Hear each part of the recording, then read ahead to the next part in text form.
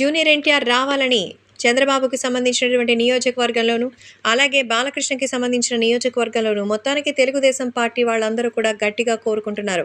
So, తారక్‌కి సంబంధించి ఇప్పుడు తెలుగుదేశం పార్టీలోకి ఎంట్రీ రావాలని కోరుతున్నారు.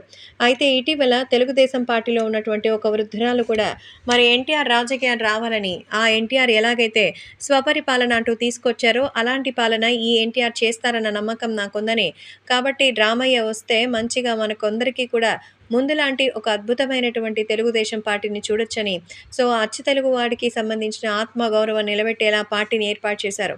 ఈరోజు ఆయన మళ్ళీ వస్తే అద్భుతమైన విజయం సాధిస్తున్న నమ్మకం నాకుందంటూ ఎన్టీఆర్ గురించి పొగడ్తలతో ముంచెత్తారట.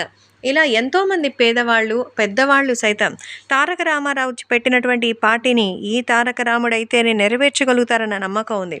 అయితే ఎన్టీఆర్ మాత్రం తన సినిమాల విషయంలో తప్ప రాజకీయాల గురించి అస్సలు పట్టించుకోవడం లేదు. సో, తారక్ పొలిటికల్ ఇండస్ట్రీ నుంచి దూరంగా వెళ్ళడానికే మరి ఆయన సినిమా ఇండస్ట్రీతో అటాచ్‌మెంట్ ఎక్కువ పెట్టుకున్నారనేది కూడా అర్థమవుతోంది. మరి ఇప్పుడు రాబోయే రోజుల్లో ఎలాంటి నిర్ణయం తీసుకుంటారు? ఎన్టీఆర్ పొలిటికల్ కెరియర్ ఎలా ఉండబోతోంది?